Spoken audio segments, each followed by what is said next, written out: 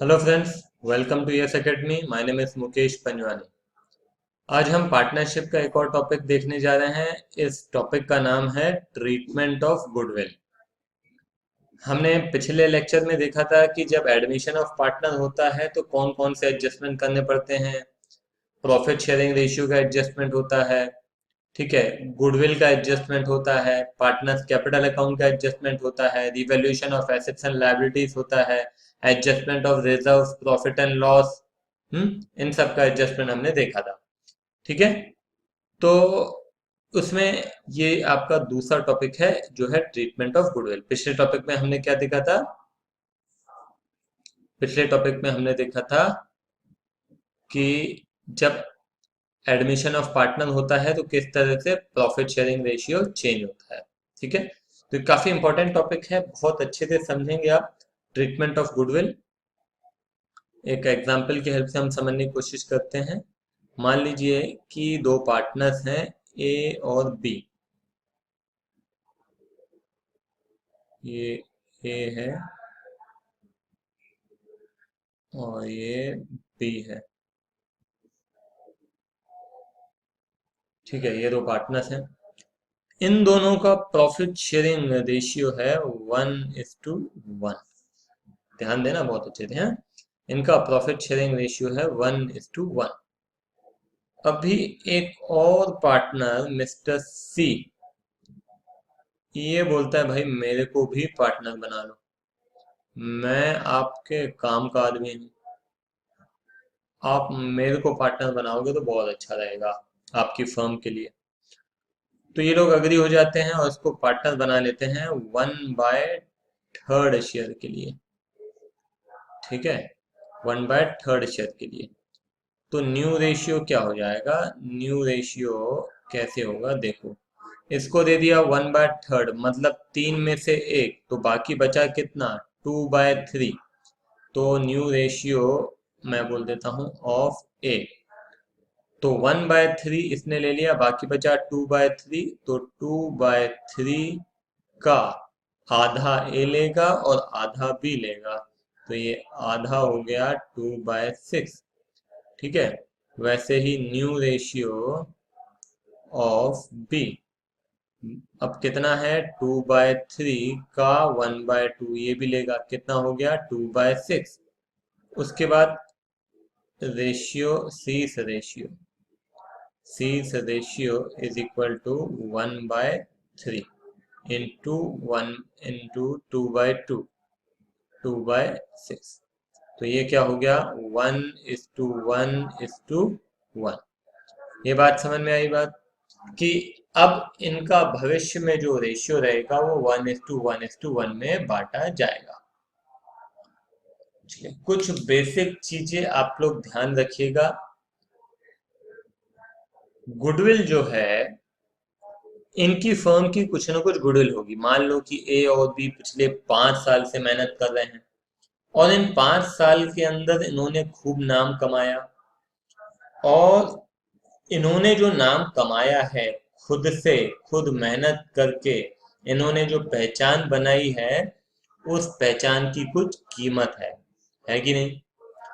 मगर इस ये जो पहचान है, गुडविल है, इस गुडविल को आप किताबों में नहीं लिख सकते हो, ये नियम है।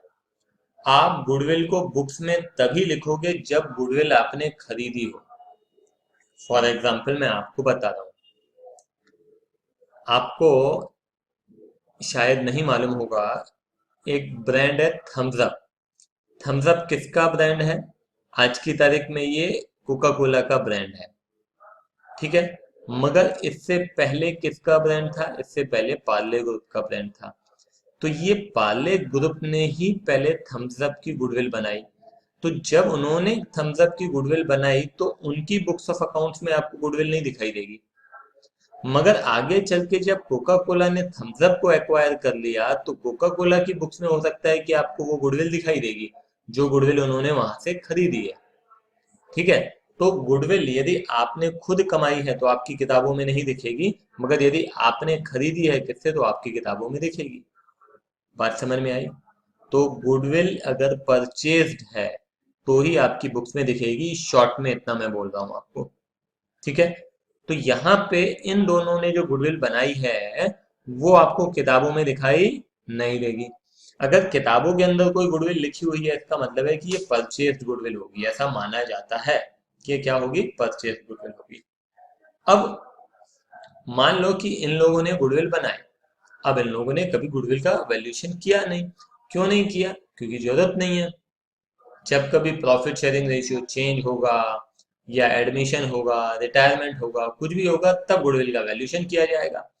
तो ए और बी ने सी के आने के दौरान गुडविल का वैल्यूएशन किया और इन्होंने पाया कि इनकी जो फर्म की गुडविल है वो है 6,000 रुपए। इन ठीक है, इन्होंने वैल्यूएशन किया और पता चला कि कितनी है, 6,000। ये 6,000 की गुडविल है। अब ये गुडविल किसने बनाई है? ए और बी ने बनाई है।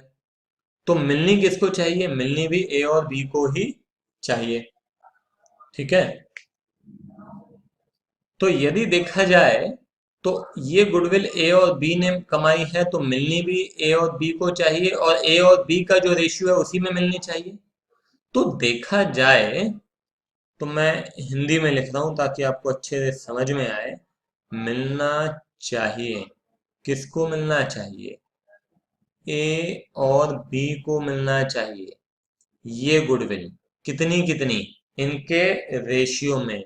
इनका रेशियो 1:1, मतलब 3,000 इसको मिलना चाहिए और 3,000 इसको मिलना चाहिए, है कि नहीं?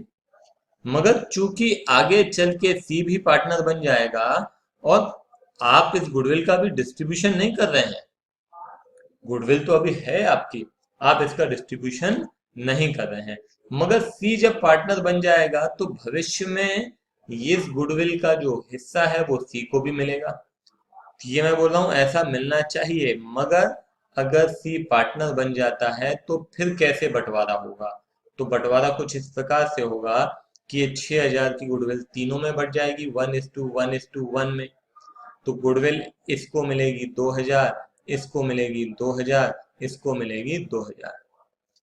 अब बात यह है कि सी को तो मिलना ही नहीं चाहिए था। क्यों नहीं मिलना चाहिए सी को? क्योंकि सी का इस पर कोई अधिकार बनता ही नहीं है।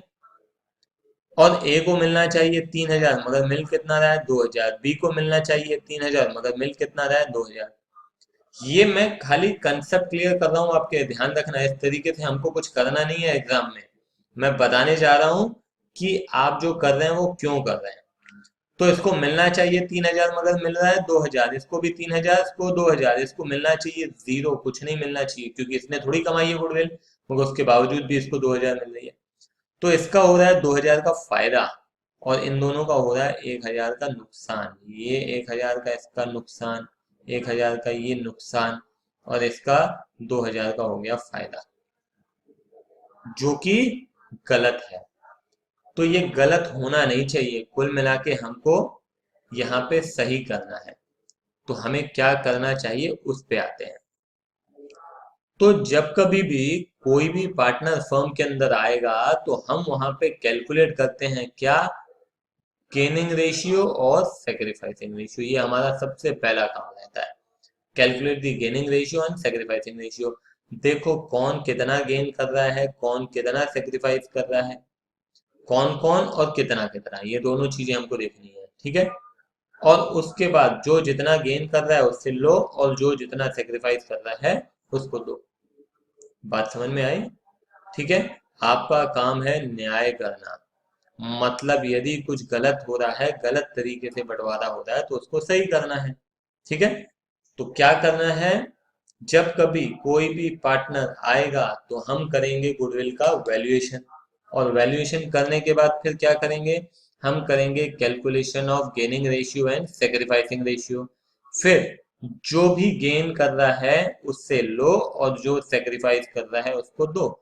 एडमिशन के केस में ऑब्वियस सी बात है कि जो पार्टनर नया आ रहा है वो तो गेन करेगा ही करेगा, तो उससे तो हमको लेना है। और जो जो जितना जितना सेक्रीफाइस करेगा उससे उतना उतना, उसको उतना उतना देना पड़ेगा। आई बात समझ में? इस क्वेश्चन में कैसे करेंगे, चलो वो मैं एक बार आपको बता देता हूँ। तो ये जो भाई साहब हैं, ठीक है ना, सी, सी को बोलेंगे भैया तुम 2000 रुपए लेके आओ, और लेके आओ और इन दोनों को दो। किस चीज का दो?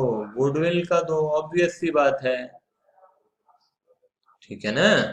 क्योंकि जब कोई नया पार्टनर आता है तो प्रॉफिट शेयरिंग रेशियो चेंज होता है, और पॉसिबल है कि कहीं ना कहीं जो हमारे ऑलरेडी एग्जिस्टिंग पार्टनर्स हैं उनका कहीं ना कहीं नुकसान हो सकता है। तो जितना जितना नुकसान होगा उसकी भरपाई कौन करेगा? ये पार्टनर, जो नया पार्टनर है, जो भी गेनिंग पार्टनर, मैं शॉर्ट में बोलूं, जो गेन करेगा वो दूसरे लोगों को पैसे देगा।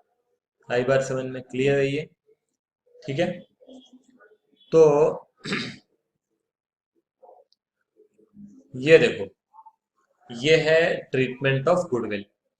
इसमें तीन प्रकार से गुडविल को ट्रीट किया जा सकता है। पहला बोलता है गुडविल पेड प्राइवेटली, दूसरा गुडविल ब्रॉट इन कैश, और तीसरा goodwill not brought in cash. तो अब यहाँ पे क्या क्या होगा, तो सबसे पहले हम देख लेते हैं ये गुडविल पेड प्राइवेटली। अगर गुडविल प्राइवेटली पे की जाती है तो क्या होगा? तो मैं आपको बता दूं, ये सबसे आसान है, सबसे आसान है। प्राइवेटली मतलब आपको किताबों में लिखना ही नहीं है, वो उनका आपस का मामला है। ये पार्टनरशिप फर्म का हम बोल सकते हैं कि मामला ही नहीं है, ये बोलते हैं कि हम पार्टनरशिप फर्म में हम नहीं दिखाना चाहते हैं, हम इसको बाहर ही रखेंगे इस मामले को। तो हमको यहाँ पे नो एंट्री रिक्वायर्ड, सीधी बात इतनी है कि कोई जनरल एंट्री हमको पास करनी ही नहीं है। किस केस में? When the goodwill is paid privately. दूसरा बोलता है when goodwill is brought in cash, और तीसरा बोलता है goodwill not brought in cash. तो यदि गुडविल वो लेके आता है तो क्या होगा, चलो देख लेते हैं। देखो, पहला पेड प्राइवेटली, ठीक है, paid privately, no entry required, no entry required, ठीक है। दूसरा गुडविल, गुडविल नहीं है एक्चुअली, ये प्रीमियम है, प्रीमियम फॉर गुडविल।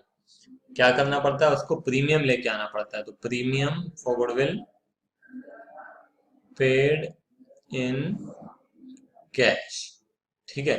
अब यहाँ पे हम क्या करेंगे, सबसे पहले हम उससे पैसे लेंगे। किससे? वो व्यक्ति पैसे लेके आ रहा है, क्यों? क्योंकि दूसरों का नुकसान हो रहा है ना, तो जो नुकसान हो रहा है उसके पैसे लेके आएगा। तो हम एंट्री करेंगे cash account debit to premium for goodwill, ठीक है। ये किस रेशियो में लेके आएगा? ये लेके आएगा गेनिंग रेशियो में, गेनिंग रेशियो, ठीक है। मान लो कि अभी जो एग्जांपल मैंने आपको दिया था, ठीक है, उसमें क्या था, 6000 रुपये हमारी गुडविल थी। ये जो व्यक्ति है उसको फायदा कितने का हो रहा था? 1/3 का। तो कितना? 2000 रुपये लेके आएगा, नियम ये बोलता है, ठीक है। चलो अभी पहले समझ लो। तो ये लेके आया प्रीमियम, किस रेशियो में लेके आया? गेनिंग रेशियो में, ठीक है। उसके बाद क्या करना है? उसके बाद प्रीमियम जो आया है, प्रीमियम फॉर गुडविल, ये हमको डिस्ट्रीब्यूट करना है। किसको देना है? ये हमको देना है टू सैक्रिफाइजिंग, सैक्रिफाइजिंग पार्टनर्स। किस रेशियो में देना है? ये देना है सैक्रिफाइसिंग रेशियो। बात समझ में आई? हम क्या कर रहे हैं फिर से बता दूं। देखो, पहला केस था हमको एंट्री करने की जरूरत ही नहीं है। दूसरा केस क्या बोलता है? जो व्यक्ति गेन कर रहा है, मान लो कि नया पार्टनर आया, तो उसको क्या करना पड़ेगा? वो जितने हिस्से के लिए आ रहा है उतनी गुडविल का पैसा लेके आएगा। चलो मैं आपको एक और एग्जांपल दे रहा हूँ, आपको अच्छे से समझ में आएगा। आपने मान लो कि किसी एक बिजनेस को पूरा पूरा खरीद लिया, तो उस पूरे बिजनेस में जितनी गुडविल की कीमत है उतनी आपको देनी पड़ेगी, है कि नहीं? अगर आधा बिजनेस खरीदा तो आधी गुडविल की कीमत देनी पड़ेगी, 1/3 बिजनेस खरीदा तो 1/3 गुडविल देनी पड़ेगी। तो वैसे ही यदि ये पार्टनर 1/3 शेयर के लिए आता है तो उसको 1/3 की गुडविल देनी पड़ेगी। तो ये जो 1/3 की गुडविल लेके आया, ये cash to premium for goodwill, ये लेके तो आ गया, मगर ये मिलेगी किसको? उस व्यक्ति को मिलेगी जो कि सेक्रीफाइस कर रहा है, जिसका कि नुकसान हो रहा है। जिसका नुकसान नहीं हो रहा है उसको देने की जरूरत नहीं है, जिसका नुकसान हो रहा है उसको हमें देना पड़ेगा। आई बात समझ में? ठीक है। क्वेश्चन जब हम करेंगे तो और अच्छे से आपको चीजें समझ में आएंगी। ये हो गया गुडविल पेड इन कैश। अब फिर मैं बोलता हूँ गुडविल मतलब प्रीमियम की बात कर रहा हूँ, नॉट ब्रॉट इन कैश। अगर वो लेके आने के लिए तैयार नहीं है तो ये एंट्री तो होगी नहीं, cash to premium for goodwill. तो फिर क्या करेंगे? तो बड़ी सीधी सी बात है, यदि आप पैसे नहीं लेके आते हो तो आपके कैपिटल अकाउंट से निकाल लेंगे। रिपीट कर रहा हूं, मैं बोल रहा हूं, आप यदि पैसे लेके आते हो तो बहुत अच्छी बात है, अगर नहीं लेके आते हो तो क्या करेंगे? आपके कैपिटल में से निकाल लेंगे। तो इसका मतलब है हम यहाँ लिखेंगे gaining gaining partners capital account debit to sacrificing partner capital. ठीक है, जो गेन कर रहा है उसकी जेब से निकाल लिया, मतलब उसके अकाउंट को डेबिट किया, और जो सेक्रीफाइस कर रहा है उसको दे दिया। बड़ा सिंपल है। आई बात समझ में? सबसे पहले आपने देखा, पहला पहला केस नो एंट्री रिक्वायर्ड। दूसरा, अगर वो लेके आ रहा है तो जितना भी लेके आ रहा है वो क्या करेंगे? वो जो व्यक्ति जो सेक्रीफाइस कर रहा है उसके बीच में बांट देंगे। तीसरा केस, अगर वो नहीं लेके आता है तो कोई बात नहीं है, उसके कैपिटल से निकाला और उसको दे दिया। बात समझ में आई? क्लियर है?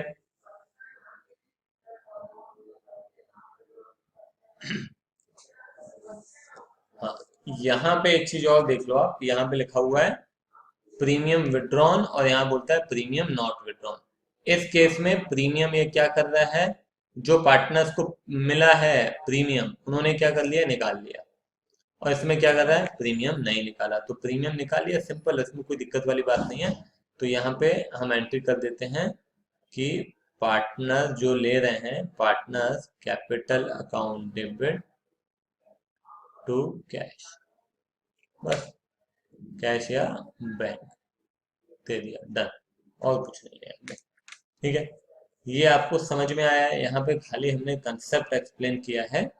ठीक है, इसके बाद हम क्या देखेंगे? इसके बाद हम क्वेश्चन देखेंगे। तो ये जो लेक्चर हमने रिकॉर्ड किया है वो केवल और केवल कंसेप्ट क्लियर करने के लिए किया है। अगले लेक्चर में आप देखेंगे इसके ऊपर क्वेश्चंस। ठीक है।